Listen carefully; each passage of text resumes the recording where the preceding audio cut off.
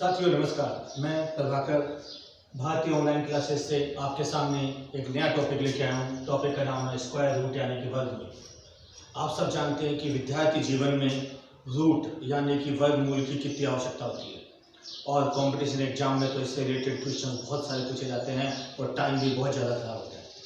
आज मैं आप लोग के पास जो ट्रिक लेके आया हूँ उसमें मात्र 5 सेकंड के अंदर आप किसी भी संख्या का अंडर रूट निकाल सकते हैं।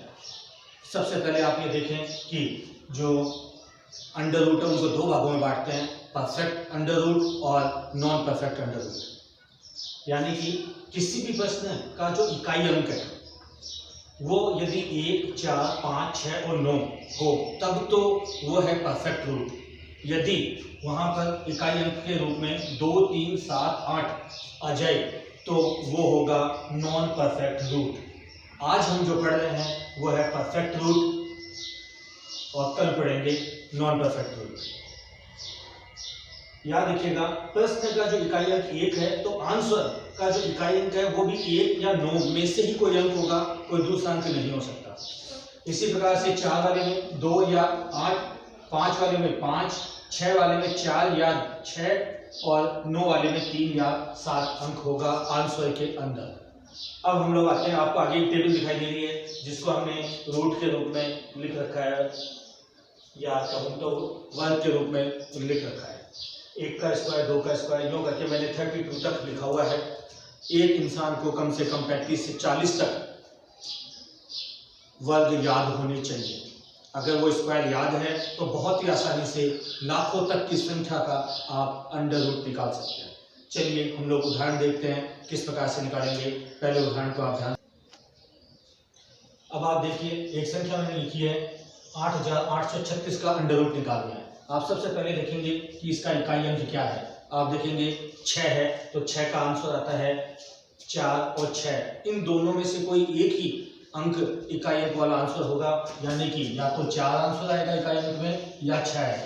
आप इन दोनों को छोड़ दें और केवल 88 पे ध्यान देंगे, यानी इस जोड़े को, कोई भी प्रश्न हो उसमें इस जोड़े को छोड़कर यहाँ पे जितना भी हो उनको देखना है। यानी कि यहाँ पे 88 है तो 88 किस किस के बीच में आ रहा है। आप देख रहे हैं 81 और 100 के बीच में 88 आता है, तो 9 और 10 इन दोनों में से एक आंसर होगा। 9 या 10 इन दोनों में से एक आंसर होगा।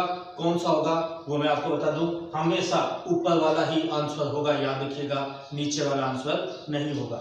जिन दो संख्याओं के बीच में आता है उसके ऊपर वाला आंसर होगा। यानी कि यहाँ पे आंसर के रूप में पहली संख्या आएगी 9। अब 9 के बाद में 94 आएगा या 96 आएगा, इन दोनों में से क्या आंसर होगा हम लोग उस पर गौर करते हैं। तो ये 88 जो इन दोनों के बीच में आया था, 88 किसके ज्यादा नजदीक है, 81 के ज्यादा नजदीक है या 100 के नजदीक है। दोस्तों आपको अच्छे से पता है कि वो 81 के नजदीक है, यानी कि ऊपर वाला अंक यानी कि ये आंसर होगा 94 इज आंसर। अब मैं आपके पास एक दूसरा उदाहरण लेके आ रहा हूं, आप देखिएगा। Under root 6889।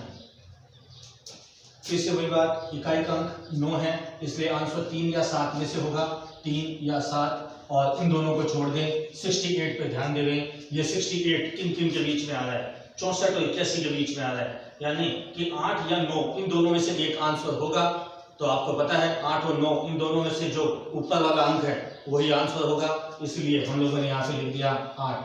अब ये देखिए कि 68 किसके ज्यादा नजदीक है, 64 के या 81 के।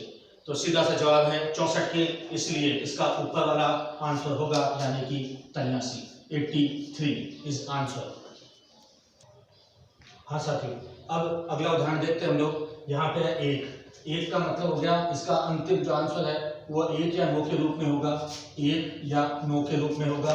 तो हम लोग इस जोड़े को छोड़ के देखते हैं 193 किनके बीच में आता है, 169 और 196 के बीच में, यानी कि इस जगह पे आता है। इस जगह में आता है तो 13 और 14 इन दोनों में से एक आंसर होगा। तो निश्चित रूप से जैसा आप सब जानते हैं ऊपर वाला आंसर होगा, तो हम लोग यहाँ पे लिखते हैं 13। अब 13 के आगे 1 यानी 131 होगा या 139, हम वो भी चेक कर लेते हैं। 193 किसके ज्यादा नजदीक है, 169 के या 196 के। बिल्कुल सही जवाब है आपका कि 196 के नजदीक होगा, इसलिए इसका नीचे वाला आंसर आएगा यानी कि 139।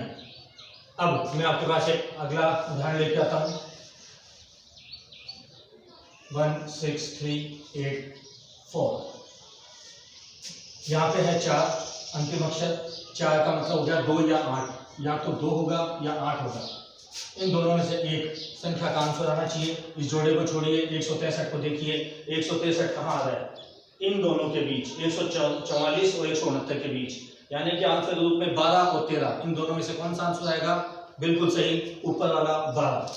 ये 12 हो गया। अब इसके आंसर के रूप में 122 होगा या 128 होगा। इन दोनों में से आंसर कौन सा होगा उसको देखने के लिए हम लोग फिर से चलते हैं क्वेश्चन की तरफ।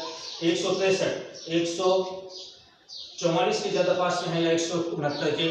169 के पास में है, इसलिए नीचे वाला आंसर यानी कि 128 सही आंसर है।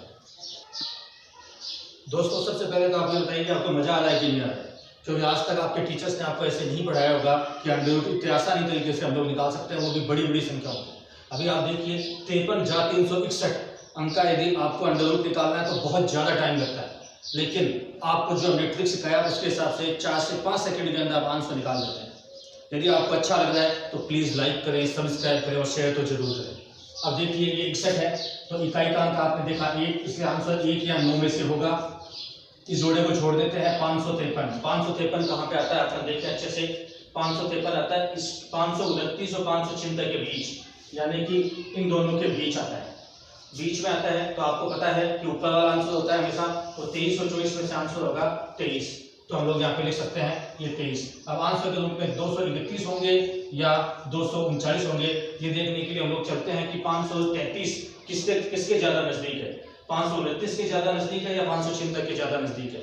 बिल्कुल सही, आप सही समझ रहे हैं। 529 है, ऊपर वाली संख्या के ज्यादा नजदीक है, यानी कि आंसर के रूप में 231 आंसर होगा।